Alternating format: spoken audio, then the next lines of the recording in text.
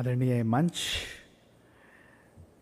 और हमारे सभी उपस्थित अतिथिगण, ओम शांति।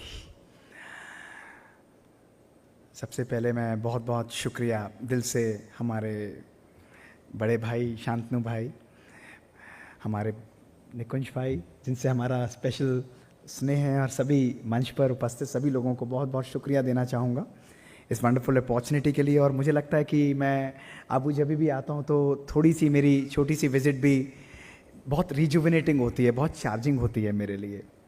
कल ही रात को यहाँ आना हुआ और आज 2 प्रोग्राम से उसको करके वापस मैं जाऊँगा।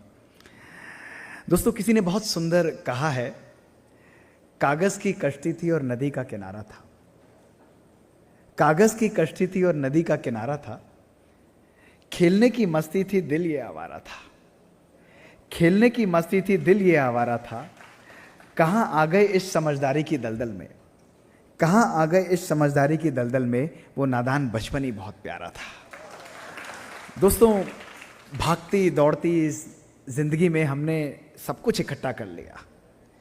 आज सब कुछ होते हुए भी हमारी लाइफ में टेक्नोलॉजी प्रिडोमिनेंटली हमारी लाइफ को गवर्न कर रही है, लेकिन सब कुछ होते हुए भी वो जीवन में सुकून, वो शांति, वो प्यार, वो आनंद की अनुभूति कहीं ना कहीं हमारी लाइफ से चली जाती है।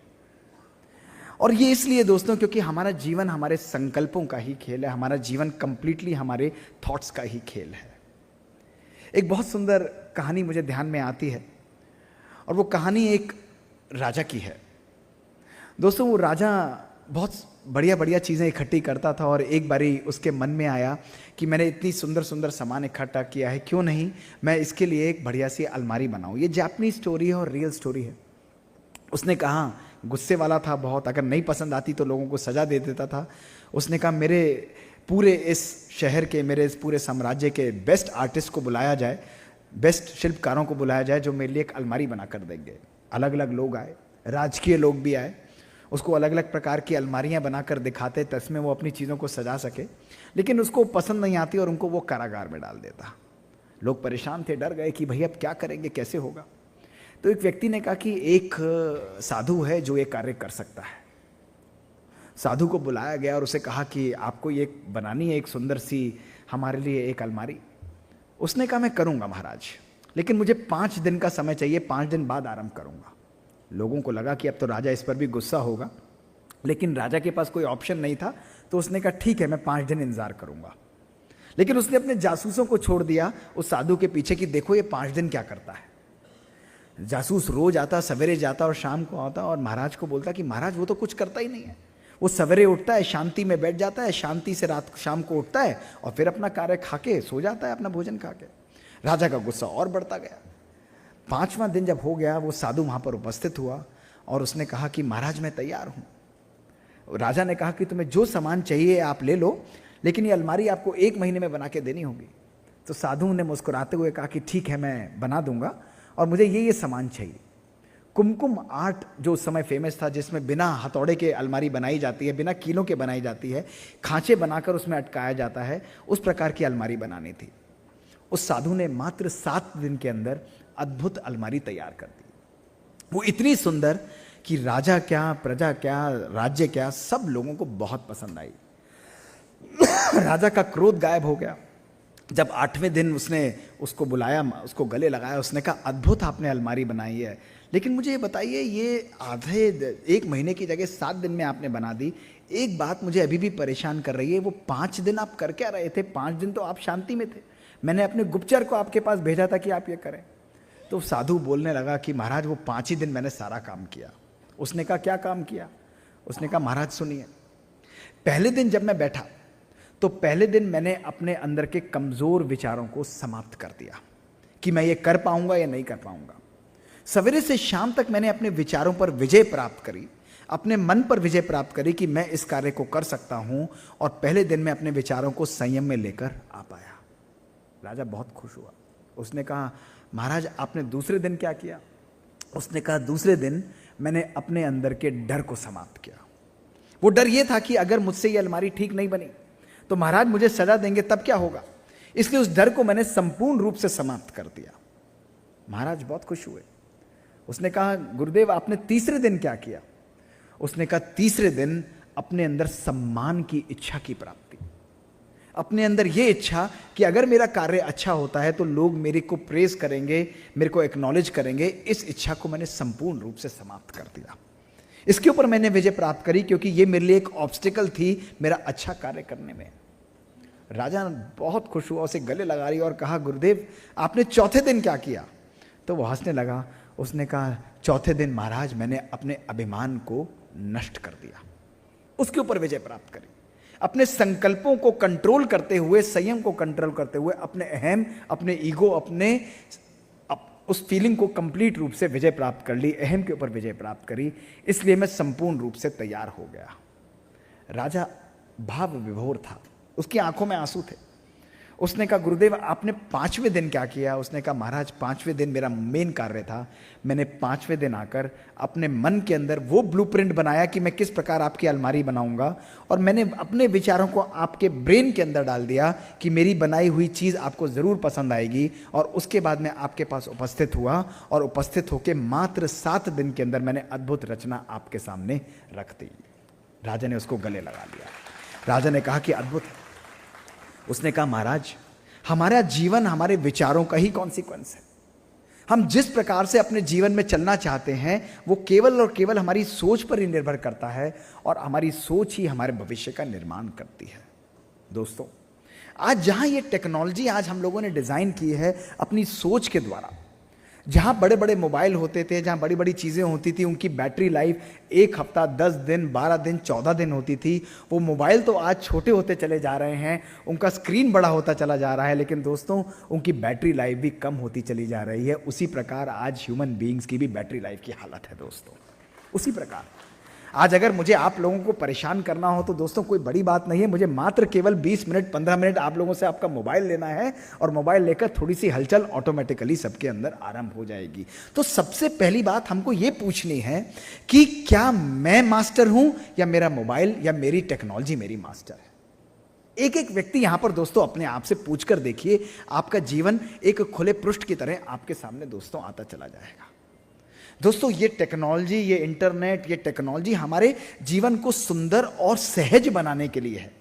इसमें कोई दो राय नहीं कि इस टेक्नोलॉजी की वजह से ही आज सब कुछ चल रहा है, इस टेक्नोलॉजी की वजह से ही आप सुन पा रहे हैं, हम एक दूसरे से कनेक्टेड हैं दोस्तों। लेकिन आज कहीं ना कहीं इस टेक्नोलॉजी ने ही हमको एक दूसरे से बहुत दूर कर दिया है दोस्तों। आज देखिए इसका असर किस प्रकार से हमारे ब्रेन, हमारे संबंधों, हमारे स्वास्थ्य, हमारे समाज पर गहन रूप से दोस्तों हो रहा है। दोस्तों यदि हम देखें, आज अगर ब्रेन के रूप से देखें दोस्तों, तो आज मैं आपको एक लाइन में बताना चाहूंगा जो एक्सपेरिमेंट्स हमारे अपने हॉस्पिटल और जो साइंस ने कंडक्ट किए हैं, जिसमें उन्होंने देखा कि वो लोग जो कि चरस और गांजा के एडिक्ट थे, उन लोगों का ब्रेन स्कैन, एमआरआई स्कैन दोस्तों किया गया, और उन लोगों का ब्रेन स्कैन किया गया जो कि मोबाइल एडिक्ट थे दोस्तों। और जब 1 साल बाद उन दोनों के ब्रेन स्कैन्स को कंपेयर किया गया, आपको जानकर हैरानी होगी, दोनों के ब्रेन के अंदर सिमिलर चेंजेस पाए गए। ये साइंटिफिक स्टडी है। सोचिए दोस्तों, ये एडिक्शन की साइकिल जो है ये हमारे जीवन के अंदर मोर एंड मोर प्लेजर को क्रिएट करती है। एक कार्य करने से जब हमको खुशी होती है, सोशल मीडिया पर जाने से, व्हाट्सएप, फेसबुक, ट्विटर, इंस्टा पर जाने से, हम कोई चीज़ पोस्ट करते हैं, लोग उसको एक्नॉलेज करते हैं, हम और पोस्ट करते हैं, लोग उसको और एक्नॉलेज करते हैं, हम एडिक्ट हो जाते हैं, हमारा एप्रिसिएशन सीकिंग बिहेवियर हो जाता है। इस प्रकार हम लोग उस टेक्नोलॉजी के गुलाम होते चले जाते हैं और ब्रेन हमारा वीक होता चला जाता है। और दोस्तों इस ब्रेन को जानते हैं क्या कहा जाता है? इस ब्रेन को कहा जाता है पॉपकॉर्न ब्रेन। पॉपकॉर्न ब्रेन जो एक कार्य से दूसरे, दूसरे से तीसरे, तीसरे से चौथे पर जंप करता चला जाता है। और आज दुनिया में सबसे कम अटेंशन स्पैन, यानी किसी कार्य पर फोकस करने की जो क्षमता है वो स्टारफिश का माना जाता है, जो कि मात्र 9 सेकंड वो फोकस कर सकती है। दोस्तों आपको जानकर हैरानी होगी कि हमारी ह्यूमन बीइंग्स, हमारी ह्यूमन रेस ने उस स्टारफिश को भी डिफीट कर दिया है। और आज टेक्नोलॉजी के कारण हमारा अटेंशन स्पैन मात्र 7 सेकंड दोस्तों रह गया है। इमेजिन करिए, तो जो टेक्नोलॉजी हमारे जीवन को सुंदर बनाने के लिए थी, वो टेक्नोलॉजी कहीं ना कहीं हमारे ब्रेन, हमारे लाइफ, हमारे स्पैन पर कितनी पावरफुल तरीके से असर कर रही है दोस्तों। और ऐसा ब्रेन डिस्ट्रैक्टेड ब्रेन है, ऐसा ब्रेन परेशान ब्रेन है, ऐसा ब्रेन इधर से उधर जंप करता रहता है दोस्तों, वो सहज और संयमता के अंदर नहीं आ पाता है। दोस्तों इसकी डिटेल और है, लेकिन ब्रेन के ऊपर पावरफुल इफेक्ट आज होता है। संबंधों को देखिए दोस्तों, आज संबंधों में एक ही घर के अंदर हमने अनेकों घर बना दिए हैं दोस्तों इन रिलेशंस को कहा जाता है ई रिलेशंस और दोस्तों ई कनेक्शंस, जिसमें आज क्लियर कट दिखाया गया है कि एक घर में, एक ही घर के अंदर लोग एक दूसरे से कनेक्टेड है, लेकिन किसके द्वारा कनेक्टेड हैं? मोबाइल और फेसबुक और व्हाट्सएप के द्वारा। माता पिता एक कमरे में बैठे हुए हैं, बच्चे एक कमरे में बैठे हुए हैं और मैसेज कर रहे हैं, मम्मी हाउ आर यू, और मम्मी दूसरे कमरे से लिख रही हैं, बेटा हम बहुत बढ़िया हैं, खाना क्या बना है, वो रिप्लाई करेंगे और एक दूसरे से कनेक्टेड हैं, और फिर भी एक दूसरे से डिसकनेक्टेड है। और मैं भी कहता हूं भाई, घर वालों की भी शक्ल देख लिया करो, वो भी बहुत अच्छे लोग हैं, जितना हम दूसरे से कनेक्टेड रहते हैं। दोस्तों यही आज हमारे जीवन का आधार बन चुका है। मुझे याद है जब मैं बचपन में 1970s में घर आता था, अपने बैग को छोड़ता था, क्रिकेट खेलने निकल जाता था, मदर खाना बना रही होती थी दोस्तों, 4-4 5-5 घंटे बाहर रहता था, कोई चिंता भी नहीं करता था। वापस आता था, वो कहती थी बेटा नहा कर आ जाओ, खाना खा लेंगे। लेकिन दोस्तों आज एक एक मिनट पे हम एक दूसरे को कंटैक्ट करते हैं, एक दूसरे से बात करना चाहते हैं दोस्तों। क्यों? क्योंकि अंदर से वो सेंस ऑफ अनसर्टेनिटी, सेंस हमारे अंदर एक डर का, एक फियर का आ चुका है। आज संबंध भी दोस्तों हमारे कहीं ना कहीं नेगेटिव हो चुके हैं। इसको भी दोस्तों हमें केयर करने की बहुत जरूरत है। इसके ऊपर मैं दोस्तों आपको आगे भी बताऊंगा। इसी प्रकार दोस्तों आप देखें ई डिजीजेस, नई प्रकार की बीमारियां जिनको ई डिजीजेस आज साइंस और हार्ट में कहा जाता है, आज ये क्लियरली प्रूव हो चुका है। नेक की diseases, posture diseases, brain diseases, heart attack, अलग अलग प्रकार की बीमारियां, रेडिएशन के नुकसान, हमारे स्लीप साइकिल के ऊपर असर डालना, ये कितना नुकसान टेक्नोलॉजी हमारे ऊपर कर रही है। और कारण इसका केवल एक है दोस्तों, वो है संयम और बैलेंस का हमारे जीवन में ना होना, और कुछ भी नहीं। केवल संयम और बैलेंस का ना होना, टेक्नोलॉजी के ऊपर अत्यधिक होना।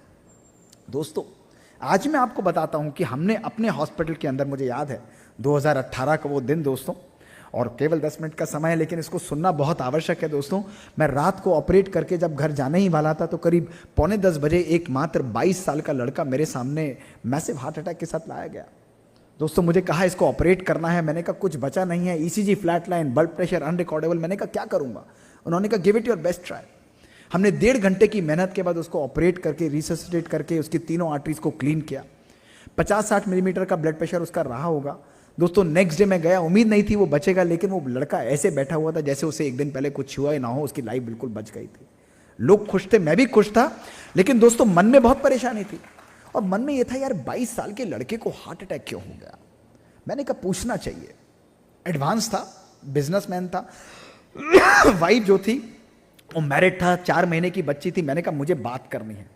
उसके पेरेंट्स ने कहा सर इसकी वाइफ नहीं आएगी। मैंने कहा क्यों नहीं आएगी? कहते हैं they are on the verge of divorce, इनका आपस में अंडरस्टैंडिंग नहीं है, इन्होंने डाइवोर्स पेपर्स के लिए फाइल कर दिया, 1 महीने बाद सेपरेट हो जाएंगे। मैंने कहा नहीं, इसकी वाइफ को फोन करिए और बुलाइए, कहिए डॉक्टर गुप्ता ने बुलाया है। उसको रिक्वेस्ट करके बुलाया गया, वो आई और मैंने दोनों को कमरे में बिठाया। और सुनिए उन्होंने क्या कहा, उनकी बात सुनिए। उन्होंने कहा सर हम दोनों 6 डिजिट सैलरी कमाते हैं, टेक्नोलॉजी, हाईटेक घर, मर्सिडीज चलाता हूं, 4 बेडरूम प्लस अपार्टमेंट है, सब कुछ हमारे पास है। A to Z जो चीज हम इमेजिन कर सकते हैं वो सब कुछ हमारे पास है। लेकिन सब कुछ होते हुए भी हमारे पास इतना भी समय नहीं मिला कि हम एक दूसरे के साथ कनेक्ट करें, भावनाओं से कनेक्ट करें, एक दूसरे की बातों को हम लोग समझें। हम लोग इन चीजों को समझ ही नहीं पाए और हमारे 2 साल निकल गए और हमें लगता है अब एक दूसरे से सेपरेट होना है। मैंने कहा परफेक्ट, हो जाओ, नो प्रॉब्लम, लेकिन मेरे कहने से 2 काम करोगे? केवल 1 महीने के लिए 2 काम। उन्होंने कहा करेंगे। मैंने उन्हें कोई उपदेश नहीं दिया, मैंने कहा केवल 1 दिन के लिए, रोज रात को 1 महीने के लिए आधा घंटा साथ बैठकर खाना खाना आरंभ करो। मोबाइल फोन बंद, टेलीविजन बंद, इंटरनेट बंद, बच्ची को बिठाओ, एक दूसरे की आंखों में आंखें डालकर साथ बैठ के खाना खाओ, इंजॉय करो, लड़ो, एनालाइज करो, समझो, लेकिन एक दूसरे के साथ बैठो 1 महीने के लिए। उन्होंने कहा करेंगे। और दूसरी बात मैंने उस लेडी को बोली कि देख तेरे हस्बैंड को मैं 2 दिन बाद डिस्चार्ज कर दूंगा, लेकिन ओपीडी में एक शर्त पर देखूंगा, जब तू इसको हाथ पकड़ के मेरी ओपीडी में लेकर आएगी। वो हंसने लगी, कुछ और? मैंने कहा नहीं, यही काम कर दे, इतना ही बहुत है। उनको छुट्टी की। दोस्तों वो दोनों आने लगे। 1 हफ्ता बीता, 1 हफ्ता, 2 हफ्ते, 2 हफ्ते, 4 हफ्ते, 4 हफ्ते, 4 महीने, 4 महीने 4 साल में बदल गए। उनकी 4 महीने की बच्ची 4 साल की हो गई और दोस्तों वो आज भी मेरी ओपीडी में आते हैं। दोस्तों उन्होंने अपने डाइवोर्स पेपर्स को विड्रॉ कर लिया है। दोस्तों तब हमने एक्सपेरिमेंट्स कंडक्ट किए और हमने देखा दोस्तों कि यथार्थ रिलेशन हमारे जीवन के अंदर टेक्नोलॉजी और हाई टेक से नहीं बना दोस्तों। हाई टेक तो पूरी दुनिया है, लेकिन आज जीवन के अंदर हाई टच, हाई कंपैशन और करुणा की आवश्यकता है दोस्तों। जहां करुणा है, जहां संवेदना है, जहां कंपैशन है, वहां एक दूसरे के साथ कनेक्ट आता है, वहां एक दूसरे के साथ भावनाएं जुड़ती हैं, मन जुड़ते हैं, जीवन जुड़ता है दोस्तों। ये है जीवन में टेक्नोलॉजी का बैलेंस करना। और दोस्तों हमारे परिवार में मेरे फादर गैस्ट्रेंटोलॉजिस्ट हैं 80+, मदर गायनेकोलॉजिस्ट हैं 80+, मैं खुद हूं कार्डियोलॉजिस्ट हूं, प्रोफेसर हूं, प्रिंसिपल कार्डियोलॉजिस्ट हूं, पार्लियामेंट सब कार्य करता हूं। मेरी छोटी बहन है, लेकिन घर आता हूं तो मैं कार्डियोलॉजिस्ट की तरह नहीं आता। पिछले 50 वर्षों में एक भी दिन ऐसा नहीं गया होगा अनटिल मैं दिल्ली के बाहर हूं कि हम लोग साथ बैठकर भोजन ना खाएं दोस्तों। रोज रात को बैठकर टेलीविजन ऑफ, कोई मोबाइल फोन नहीं, हम भोजन खाते हैं।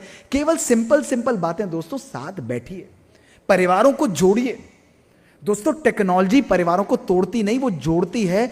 ये इनर टेक्नोलॉजी को जब हम जागृत करेंगे तो हमारा परिवार, हमारा जीवन, हमारा समाज दोस्तों सुंदर बनता चला जाएगा। इस चीज की आजकल आवश्यकता है दोस्तों। हमने जो एक्सपेरिमेंट्स किए उनमें हमने दिखाया कि इन यंग बच्चों के अंदर सब कुछ होते हुए भी, धन होते हुए, वैभव होते हुए, सब कुछ होते हुए भी, टेक्नोलॉजी होते हुए भी, इनकी जेनेटिक लेंथ इतनी कम थी कि इनकी बीमारियां बढ़ती चली जा रही थी। लेकिन जब आज अपने हॉस्पिटल में हम लोग ऐसे ही मरीजों पर एक्सपेरिमेंट्स कर रहे हैं, इनके तनाव, इनके डिप्रेशन, इनके स्ट्रेस, इनकी सब चीज़ों को राजयोग मेडिटेशन के द्वारा इनकी जीन्स को रिवर्स कर रहे हैं, इनकी एजिंग को रिवर्स कर रहे हैं और दोस्तों इनकी लाइफ के अंदर खुशहाली लाते चले जा रहे हैं। टेक्नोलॉजी से कभी भी डिस्कनेक्ट नहीं होना दोस्तों, लेकिन टेक्नोलॉजी हमें सिखाती है कि इनसे हमें सुंदर रूप से कनेक्ट कैसे दोस्तों होना है। यह हमारे जीवन का आधार नहीं होना चाहिए दोस्तों, इस पे हमारा जीवन डिपेंड नहीं होना चाहिए। यह हमारे जीवन के अंदर एक बूस्टिंग, एक पॉजिटिव फोर्स हमारे जीवन के अंदर दोस्तों होना चाहिए। हमारे माता पिता ने हमको सब कुछ दिया, टेक्नोलॉजी दी, लेकिन हमको मार्गदर्शन भी दिया कि इसको किस प्रकार से जीवन में संयम से हमको दोस्तों यूज करना है। यहां पर हमारी सोच, हमारे विचार, हमारे संयम और आध्यात्मिकता, मेडिटेशन का दोस्तों रोल आता है। मेडिटेशन कुछ और नहीं, मेडिटेशन केवल विचारों के अंदर संयम, विचारों के अंदर प्योरिटी, विचारों के अंदर पॉजिटिविटी लाने का एक सुंदर नियम है दोस्तों, एक सुंदर शक्ति है दोस्तों। आज सब कुछ होते हुए भी मैं आपको दूसरा संदेश जो जरूर देना चाहूंगा कि अपने मन को रोज चेक करिए। आज दोस्तों एक बहुत सुंदर बात मेरे मन में आती है कि कहीं ना कहीं आज हमने अपने मन को मन नहीं, मन को कूड़ेदान बनाकर रख लिया है। आज इस टेक्नोलॉजी की वजह से ही, इनकी वजह से ही हमारे संबंधों के अंदर नेगेटिविटी आना, दुनिया में सब कुछ बुरा देखना, फॉरवर्डेड मैसेजेस को देखना दोस्तों, पूरे दिन हम लोग लगे रहते हैं और दोस्तों मन के अंदर नेगेटिव विचारों को डालना, संबंधों के लिए नेगेटिव विचारों को लाना। आज हमारा मन मन नहीं, आज हमारा मन कूड़ेदान बन जाता है। और ऐसा मन जो है दोस्तों दूसरों के लिए नेगेटिव सोचता है, विचारों के अंदर नेगेटिव शक्ति आती जाती है। एक दिन एक व्यक्ति नेगेटिव विचार, दूसरे दिन दूसरा व्यक्ति उसकी बात को मन में, तीसरा दिन तीसरा व्यक्ति दोस्तों, और एक साल में 365 लोग, 10 साल 3650 लोग, और एक दिन में 10 लोगों से ज्यादा मिलते हैं, 36,000 लोग दोस्तों। आज मन एक कूड़ेदान बन चुका है। आज मैं इस मन से आपको बोलना चाहता हूं कि जब आप यहां से जाएं तो आप लोगों से पूछना चाहूंगा कि एक एक्सरसाइज मेरे साथ करेंगे सभी लोग? बताइए हाँ या नहीं। सभी लोग हाथ खड़ा करके बताइए। अगर करेंगे तो इनका वीडियो निकालिए ताकि बाद में मना ना करें, है ना। बहुत सिंपल एक्सरसाइज है, ब्रह्मा कुमारीज में सारी एक्सरसाइज बहुत सिंपल होती है। और दोस्तों एक्सरसाइज केवल एक करनी है कि अगले 3 दिन जब आप यहां से जाएंगे तो रोज अपने घर में जाके, जब अपने घर की सफाई, बेडरूम की सफाई, अपने किचन की सफाई, आप सब कुछ सफाई करेंगे, सारे कूड़े को इकट्ठा करके अपने ड्राइंग रूम में सजाकर रखना है। तैयार सभी लोग? करेंगे या नहीं करेंगे? कूड़े को इकट्ठा करना चाहेंगे, नहीं करना चाहेंगे? नहीं करना चाहेंगे। क्यों नहीं करेंगे? क्योंकि वो बदबू देगा, नुकसान देगा। तो दोस्तों घर की सफाई रोज होनी चाहिए, कभी कभी? जोर से बताइए, घर की सफाई रोज या कभी कभी? जब घर की सफाई रोज होती है तो मन की सफाई हम रोज क्यों नहीं करते हैं? पूछो अपने आप से। इस मन के अंदर नेगेटिव भावनाओं को रखना, टेक्नोलॉजी के द्वारा अपने मन को कूड़ेदान बना के रखना दोस्तों। मन के अंदर ईर्ष्या, घृणा, क्रोध, irritation, complain, criticism, comparison, expectation, ये 8 भावनाएं हमारे मन को बिल्कुल जकोड़ कर रखती हैं दोस्तों। और ध्यान रखिएगा, चाहे आप मंदिर, मस्जिद, चर्च, गुरुद्वारे जाए, 8-8 घंटे योग लगाएं, उपदेश दें, मंदिरों, नदियों में डुबकियां लगाएं दोस्तों, लेकिन जिस हृदय के अंदर ईर्ष्या है और जिस मन के अंदर क्रोध है दोस्तों, ना कभी वो खुद खुश रह सकता है, ना कभी दूसरे को खुशी दे सकता है। इसलिए आध्यात्मिकता है अपने मन की सफाई करना। इसको सकारात्मक उपयोग करिए दोस्तों। अपने मन को रोज साफ करिए। कहते हैं ना दोस्तों, जिंदगी को मैंने कुछ इस तरह आसान कर दिया, किसी से माफी मांग ली और किसी को माफ कर दिया। जिंदगी को हल्का बनाइए, इजी बनाइए और कंफर्टेबल बनाइए दोस्तों। यह है आध्यात्मिकता की पराकाष्ठा। दोस्तों, हमें नहीं मालूम कि हम कभी दोबारा मिलेंगे या नहीं मिलेंगे, लेकिन आज के इस दिन को दोस्तों सदा अपने जीवन में ध्यान रखना। यह आज परमात्मा ने आपको मौका दिया है दोस्तों।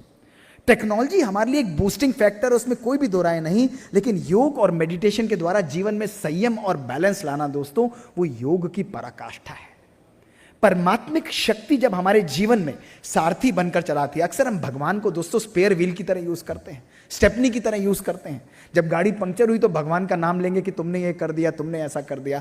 लेकिन योग और मेडिटेशन सिखाता है कि भगवान को स्पेयर व्हील की तरह नहीं, भगवान को स्टीयरिंग व्हील की तरह यूज करो। और जब स्टीयरिंग व्हील की तरह यूज करते हैं तो हमारा जीवन बहुत सुंदर, सशक्त और पावरफुल चलता है। यह है आध्यात्मिकता की शक्ति, यह है योग की शक्ति दोस्तों। तो दोस्तों, मैं केवल आपको एक संदेश देना चाहूंगा कि स्वयं के मन में, संबंधों के अंदर, जीवन के अंदर संयम लेकर आइए। टेक्नोलॉजी का उपयोग करिए, लेकिन डोपामीन फ्री इंटरवल्स को रखिए दोस्तों। इस पे कभी डिटेल में और बात करेंगे, किस प्रकार से इसको यूज करते हुए मुझे कुछ समय अपने लिए भी निकालना है। रात को सोने से पहले 20 मिनट अपने मन को शक्तिशाली सम्मान देते हुए चार्ज करिए, शुक्राना एक्सप्रेस करिए, अपने अगले दिन के लिए विचार एक्सप्रेस करिए जिसमें कोई भी टेक्नोलॉजी ना रहे।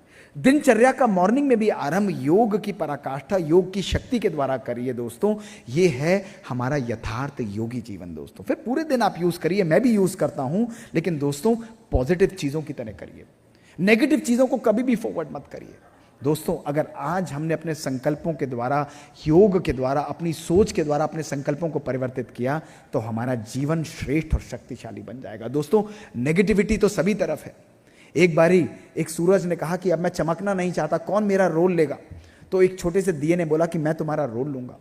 तो सूरज ने कहा कि क्या तुम्हारे अंदर इतनी शक्ति है कि तुम इस कमरे से अंधकार को मिटा सकते हो? कितने दिए जलाओगे? उसने कहा कमरे से अंधकार मिटाने के लिए केवल एक दिया जलाने की आवश्यकता है, और वो दिया बनने के लिए मैं तैयार हूं। तो दोस्तों, वही मैं चाहता हूं कि आप भी वो दिया बने, अपने जीवन के अंदर वो संकल्पों का दिया जलाएं जिसके द्वारा श्रेष्ठ शक्ति जागृत हो, और योग और मेडिटेशन की शक्ति के द्वारा अपने जीवन में संयम लेकर आए। इन लाइनों से अपने बात को विराम दूंगा दोस्तों, और इस संदेश को जरूर लेकर जाइएगा कि हर जज्बात को जिंदगी में जुबान नहीं मिलती, हर जज्बात को जिंदगी में जुबान नहीं मिलती, हर आरजू को जिंदगी में दुआ नहीं मिलती, हर आरजू को जिंदगी में दुआ नहीं मिलती। मुस्कुराहट बनाए रखो तो दुनिया साथ है, आंसुओं को तो आंखों में भी पनाह नहीं मिलती। दोस्तों, खुश रहिए, मुस्कुराते रहिए, हर व्यक्ति को खुशियां दीजिए। आपका चरित्र, आपका जीवन ऐसा होना चाहिए कि दोस्तों कपड़ों से इत्र की खुशबू आए वो आम बात है, लेकिन आपकी शख्सियत, आपकी किरदार से भी खुशबू आनी चाहिए, ताकि कोई भी व्यक्ति आए वो परमात्मिक प्रेम और परमात्मिक शांति और प्यार में समा जाए। उसको वो अनुभूति हो कि व्यक्ति एक अलग प्रकार से ये परमात्मिक ज्ञान देते हुए उसके सागर के अंदर हमको समा लेता है। दोस्तों, ऐसी शख्सियत, ऐसी पर्सनैलिटी हमारी होनी चाहिए। शुक्रिया दोस्तों। ओम शांति।